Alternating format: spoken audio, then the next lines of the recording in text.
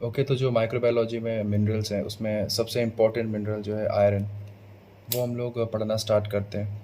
Video थोड़ी सी लेंदी हो जाएगी इसलिए कुछ पार्ट्स में बनाया ठीक है, क्योंकि लेंदी वीडियोस मैं खुद नहीं देखता। तो स्टार्ट करते हैं आयरन के बारे में। देखिए, जो आयरन कंटेंट, पहले कुछ ऐसी डिटेल्स है जो हम लोग को याद करनी है, तो हम लोग उसको याद कर लेंगे। ठीक है, जो हम लोग की बॉडी में आयरन कंटेंट होता है, जैसे आपकी बॉडी में, मेरी बॉडी में कितना आयरन होगा, तो वो होता है लगभग 3.5 ग्राम। ठीक, अब इस 3.5 ग्राम का 75% ब्लड में स्टोर होता है, बाकी लीवर में, बोन मैरो में और मसल्स में होता है। ठीक, इसकी आप लोग फर्दर डिटेल्स में जा सकते हैं कि 75% जो ब्लड में होता है उसका 70% हीमोग्लोबिन की फॉर्म में होता है, 5% मायोग्लोबिन की फॉर्म में होता है, ट्रांसपेरेंट की फॉर्म में होता है। लेकिन उतना डिटेल में अभी ज़रूरत नहीं है, तो इतना बस ध्यान रखें कि 3.5 ग्राम रिक्वायरमेंट होती है, उसमें 75% ब्लड में होता है, बाकी सब लीवर, बोन मैरो, मसल में होता है। देखिए, जो हम लोग की बॉडी में डेली रिक्वायरमेंट है आयरन की, वो है 20 मिलीग्राम। ठीक, एक अडल्ट इंडियन। ठीक, इसमें भी एक्चुअली जो मेल होते हैं उनको होती है लगभग 10 मिलीग्राम, और जो फीमेल्स होती हैं उनको होती है लगभग 20 मिलीग्राम। ठीक, तो ये एक्चुअल डेटा है। बेटर है कि आप ये याद करें। वासुदेवन में ये लिखा था, इसलिए मैंने लिख दिया है। उसमें बहुत सारी चीज़ें गलत भी लिखी हुई हैं। 20 मिलीग्राम चाहिए होता है फीमेल्स में, और मेल्स में होता है 10 मिलीग्राम। देखिए, अगर आप 20 मिलीग्राम आयरन खाते, सपोज आप एक फीमेल हैं, आपको 20 मिलीग्राम आयरन आप खाते हैं, उसमें से स्टोर सिर्फ 1.2 मिलीग्राम ही होता है। इस चीज़ को समझते हैं। देखिए, हम लोग के बॉडी को चाहिए बस 1.2 मिलीग्राम ही आयरन 20 नहीं चाहिए। लेकिन डाइट में हमें इतना खाना पड़ता है। क्यों? क्योंकि जब इतना खाएंगे तब इतना एब्जॉर्ब होगा। ठीक, अच्छा, बच्चों में 20 से 30 मिलीग्राम हम लोग की डाइट में चाहिए होता है। ठीक है, और प्रेग्नेंट वुमेन में 40 मिलीग्राम चाहिए होता है डाइट में। ठीक, तो इससे आप अंदाज़ा लगा सकते हैं कि जितना हम आयरन खाते हैं डाइट में, उसका सिर्फ 10% ही एब्जॉर्ब होता है। लॉजिकल चीज़ है। हमने 20 खाया तब जाके लगभग 2 मिलीग्राम एब्जॉर्ब हुआ। इसका मतलब शरीर को ज़रूरत कितने की थी? 2 मिलीग्राम की। ऐसे ही प्रेगनेंसी में 40 वो खाएंगी तब 4 एब्जॉर्ब होगा, क्योंकि 10% ही एब्जॉर्ब होता है जनरली। ठीक है, ओके। और इसका मतलब बॉडी में रिक्वायरमेंट कितने की? 4 की है, लेकिन उस 4 को पूरा करने के लिए 40 खाना पड़ता है डाइट में। ठीक है, तो ये आपको ध्यान रखना है। अच्छा, फैक्टर्स जो कि अफेक्ट करते हैं एब्जॉर्प्शन ऑफ आयरन को, तो ऐसे फैक्टर्स जो कि आयरन के एब्जॉर्प्शन को इंक्रीज करते हैं वो है एस्कॉर्बिक एसिड और सिस्टीन। ये याद करने वाली चीज़ें इनको याद कर लें।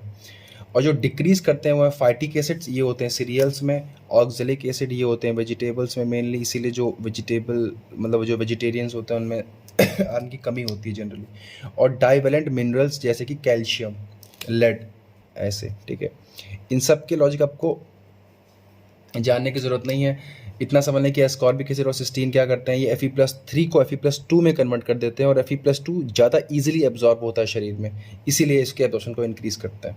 ठीक, और इसका लॉजिक मैं आपको अभी थोड़ी देर में एक्सप्लेन कर दूंगा। ठीक है, तो ये डेटा है, आपको बस इतना ध्यान रखना है कि आयरन कंटेंट बॉडी में 3.5 ग्राम होता है। कितनी रिक्वायरमेंट होती है डेली? तो एक अडल्ट मेल को होती है 10 ग्राम, एक अडल्ट फीमेल को होती है 20 ग्राम, प्रेगनेंसी में होती है 20 ग्राम नहीं बोल रहा हूँ, सॉरी, मिलीग्राम है ये, सॉरी। तो मेल को चाहिए होता है 10 मिलीग्राम, फीमेल को चाहिए होता है 20 मिलीग्राम, प्रेग्नेंट वुमेन को चाहिए होता है 40 मिलीग्राम, बच्चों को चाहिए होता है 20 से 30 मिलीग्राम। जितना हम डाइट में खाते हैं उसका सिर्फ 1 to 2% ही क्या होता है बॉडी में एब्जॉर्ब होता है। ठीक है, अच्छा, ये फैक्टर्स उनको इंक्रीज करते हैं उसके एब्जॉर्प्शन को आयरन को, और ये डिक्रीज करते हैं। ठीक है, खत्म बात। अब आते हैं नेक्स्ट चीज़ पे। देखें, जो आयरन का मेटाबॉलिज्म है बहुत यूनिक है। यूनिक किस सेंस में है? देखें कि सपोज हम लोग के बॉडी में, मैं किसी और मिनरल का एग्जांपल लेता हूँ, मान लो मिनरल एक्स है, मिनरल एक्स है। ठीक, तो मिनरल एक्स क्या हो, मान लो मिनरल एक्स की डेफिशिएंसी होगी शरीर में। तो अगर डेफिशिएंसी होगी तो बॉडी इसको प्रिवेंट करेगी, इसके लॉस को। तो बॉडी प्रिवेंट कैसे करती है लॉस को? एक तो उस मिनरल एक्स का एब्जॉर्प्शन इंक्रीज कर देगी और उसका एक्सक्रीशन कम कर देगी। मतलब वो एब्जॉर्प्शन और एक्सक्रीशन से मैनेज कर रही है। मान लो इसी मिनरल एक्स की टॉक्सिसिटी हो गई, मतलब उसका नंबर शरीर में कुछ ज़्यादा ही हो गया, ज़रूरत से ज़्यादा, तो बॉडी उसके एब्जॉर्प्शन को कम कर देगी और एक्सक्रीशन को बढ़ा देगी। बॉडी मतलब एब्जॉर्प्शन एक्सक्रीशन से मैनेज करती है हर एलिमेंट को। लेकिन आयरन के केस में क्या होता है कि बॉडी इसको सिर्फ एब्जॉर्प्शन के थ्रू ही मैनेज कर पाती है, एक्सक्रीशन का कोई रोल नहीं है। यूरिन से एक्सक्रीट होता नहीं है, फीसेस से एक्सक्रीट होता नहीं है, ठीक है। तो बॉडी इसको सिर्फ मैनेज कैसे कर पाती है? एब्जॉर्प्शन के through.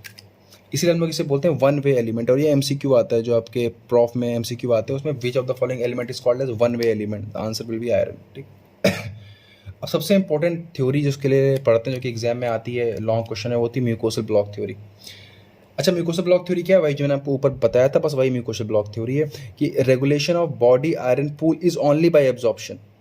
When iron stores increases, absorption decreases. When iron store decreases, absorption increases. Logic से मैंने आपको एक्सप्लेन करा ही था। बॉडी में आयरन बढ़ेगा तो ऑप्शन कम हो जाएगा, कम होगा तो ऑप्शन बढ़ जाएगा। This is called as mucosal block of absorption of iron, ठीक। एक ज्ञान की बात है, वही जो मैंने आपको बताया था कि only 10% of dietary iron is absorb. Vasudevan में शायद लिखा है 1%, वो गलत है, ठीक है। 10% आयरन जो होता है डायट्री, वो एब्जॉर्ब होता है, ठीक है। वही जो मैंने आपको बताया था कि अगर आप 20 खाएंगे तो 2 एब्जॉर्ब होगा, 40 खाएंगे तो 4 एब्जॉर्ब होगा, ठीक। अब हम लोग आयरन का पढ़ते हैं मेटाबॉलिज्म, जो सबसे इंपॉर्टेंट है, ठीक है। इसका डायग्राम आपको बना के आना, ये पक्का लॉन्ग क्वेश्चन में आता है, और मैं इसको साथ साथ में बनाता हूँ ताकि आप लोग का मन लगा रहे स्क्रीन पे। देखिए बहुत आसान है। देखो, सपोज ये इंटेस्टाइनल ल्यूमन है, ये क्या है? इंटेस्टाइनल ल्यूमन, ठीक। और ये है मेरी एक एंटेरोसाइट। एंटेरोसाइट मतलब इंटेस्टाइन की सेल्स, ठीक। ये है मेरी एक एंटेरोसाइट। मैं कुछ प्रोटीन्स के नाम है, इसका नाम है हेफेस्टिन, एचपी लिख रहा हूँ, हेफेस्टिन पूरा नाम है, हिफेस्टिन, HEPHAESTIN, हिफेस्टिन, ठीक। और एक प्रोटीन FP लिख रहा हूँ यहाँ पे, इसका नाम है फेरोपोर्टिन, फेरोपोर्टिन। अभी सब बताया जाएगा, ठीक है। और मान लो ये है ब्लड, इधर लिख लो यार, ये क्या है? ब्लड है, ठीक। अब देखो, हमने खाना खाया, तो खाने में जो हमारा आयरन होता है, पहली बात तो वो जनरली होता है किसमें? Fe+3 की फॉर्म में, ठीक है। अब दिक्कत ये, और यहाँ पे जो ये है, ये एक रिसेप्टर है, डाई मेटल आयन ट्रांसपोर्टर 1, ये क्या है? रिसेप्टर है। दिक्कत ये है कि ये सिर्फ डाई वैलेंट आयंस को ही यहाँ से पास होने देता है अपने ऊपर से, ठीक। अब आयरन तो ट्राईवेलेंट है, तो दिक्कत है, एब्जॉर्ब नहीं हो पाएगा। इसीलिए एक एंजाइम सबसे पहले काम में आता है, साइटोक्रोम बी। साइटोक्रोम बी क्या करता है? इस Fe+3 को रिड्यूस करता है Fe+2 में, ठीक। अब ये Fe+2 इस डाईवैलेंट, मैं इसका नाम लिख देता हूं, डाईवैलेंट मेटल ट्रांसपोर्टर 1, इससे एब्जॉर्ब होकर अंदर जा सकता है, ठीक। अब अंदर जाने के बाद क्या होता है? दो इस आयरन के वो हैं फेट, या तो ये स्टोर हो जाएगा या तो फिर ट्रैवल करेगा ब्लड में, डिपेंड करता है कंडीशन क्या है। मान लो एनीमिया है किसी के, तो भैया बॉडी में आयरन की बहुत कमी है, आरबीसी वगैरह बन नहीं रही हैं, तो भाग के जाएगा ब्लड में, वहाँ से ट्रैवल करने लगेगा। मान लो ये रूटीन डाइट जो हम लोग खा रहे हैं, सब कोई दिक्कत नहीं, बॉडी में सबको चंगा सी, कोई दिक्कत नहीं है, तो आयरन क्या हो जाएगा? स्टोर हो जाएगा, ठीक। ताकि कोई दिक्कत फ्यूचर में हो तो यहाँ से हम लोग स्टोर से ले सकें आयरन को। तो ये Fe+2 अंदर आया, मान लो अभी इसको स्टोर होना है, तो एक प्रोटीन होता है एपोफेरेटिन, एपोफेरेटिन, इससे बाइंड होके ये स्टोर हो जाता है फेरेटिन। ये एपोफेरेटिन से जब Fe+2 जुड़ता है तो इस कॉम्प्लेक्स को बोलते हैं फेरेटिन, और ये कॉम्प्लेक्स, इसे हम लोग बोलते हैं स्टोरेज फॉर्म ऑफ आयरन, और ये क्या हो जाएगा? स्टोर हो जाएगा यहाँ पे इंटेस्टाइन में, मस्त स्टोर हो जाएगा, ठीक। लेकिन मान लो क्या है कि इस Fe+2 को बाहर जाना है, इस ब्लड में जाना है, एनीमिया है, तो इसको जाना है बोन मैरो में, आरबीसी बनाना है, तो ये पास होता है एक ट्रांसपोर्टर के थ्रू, फेरोपोर्टिन। ये फेरोपोर्टिन अपने अंदर से सिर्फ +2 वालों को ही जाने देता है, जैसे कि DMT था, तो ये अपने अंदर से Fe+2 को जाने देता है। Fe+2 कहाँ पहुँचता है? ब्लड में आ गया Fe+2, ठीक। यहीं पे एक एंजाइम होता है हिफेस्टिन, ये जो हिफेस्टिन एंजाइम है HP, ये क्या करेगा, ये इस Fe+ को कन्वर्ट करता है Fe+3 में, और Fe+3 में इसने कन्वर्ट किया। अब यहाँ पे आप लोग दो लॉजिक बहुत आराम से समझ लें, इनको मन में बिठा लें दिल में, कि जब भी बॉडी आयरन में स्टोर होगा तो हमेशा +2 की फॉर्म में होगा। जब भी आयरन बॉडी में घूमेगा, खून में चलेगा, ट्रैवल करेगा, मज़े करेगा, तो Fe+3 की फॉर्म में। ठीक है, तो अगर बॉडी में ट्रैवल करेगा Fe+3 की फॉर्म में, स्टोर होगा Fe+2 की फॉर्म में। अब इसको ब्लड में चलना है तो कौन सी फॉर्म में आएगा, Fe+3 की फॉर्म में। कौन इसको Fe+3 की फॉर्म में लाता है, हेफेस्टिन। ठीक, बॉडी के ऑलमोस्ट हर सेल में हिफेस्टिन होता है, इसलिए नॉर्मली Fe+2 को हिफेस्टिन Fe+3 में कन्वर्ट कर देता है। लेकिन हमारे ब्रेन में हिफेस्टिन एब्सेंट होता है, इसलिए ब्रेन में हिफेस्टिन की जगह होता है सेरुलोप्लाज्मिन। सेरुलोप्लाज्मिन ये कहाँ होता है, present in brain at the place of hephaestin. तो हिफेस्टिन की जगह ब्रेन में क्या होता है, सेरुलोप्लाज्मिन ये काम करता है, Fe+2 को Fe+3 में कन्वर्ट करता है। अब ये Fe+3 जो है ये बाइंड करता है ट्रांसफेरिन से।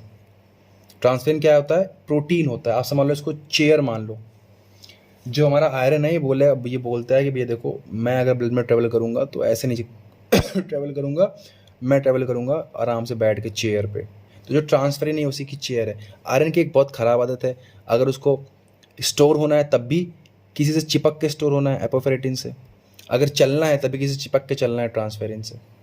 ठीक है, तो Fe+3 फिर बाइंड करता है ट्रांसफेरिन से, और ये जो ट्रांसफेरिन और इसका आयरन का कॉम्प्लेक्स है ये ब्लड में ट्रैवल करता है। अब इसको जहाँ जाना होता है, बोन मैरो में जाना होता है तो बोन मैरो में, या फिर कहीं जाना रहता है तो यहाँ पे जाता है। ये पूरा साइकिल था आयरन के एब्जॉर्प्शन की। तो क्या क्या हुआ, हमने खाया इंटेस्टाइनल ल्यूमन से, Fe+3 आया, उसको साइटोक्रोम बी ने चेंज किया Fe+2 में, वो DMT1 के थ्रू गया अंदर। स्टोर होना तो वो बाइंड करता है एपोफेरेटिन से, बनता है फेरेटिन। स्टोर नहीं होना था, बाइंड नहीं होना था, तो जाता है फेरोपोर्टिन के थ्रू बाहर।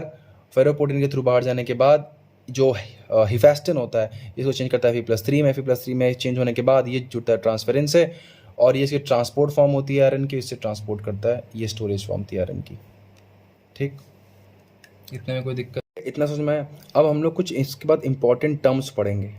ठीक है, फिलहाल वो छोड़ दो वाला पार्ट, वो नेक्स्ट वीडियो पढ़ेंगे वरना वीडियो लंबी हो जाएगी। तो अब इसके बाद हम लोग पढ़ेंगे जो इंपॉर्टेंट टर्म्स हैं। ठीक है, कुछ प्रोटीन इंपॉर्टेंट उनके बारे में, वो छोटा सा है। उसके बाद फिर लास्ट में पढ़ेंगे कि आयरन कहाँ कहाँ से मिलता है, कौन कौन सी सब्जियाँ खाने से, बकवास चीज़। ठीक है, तो 3 में ख़त्म हो जाएगा। चलो ठीक है, बाय।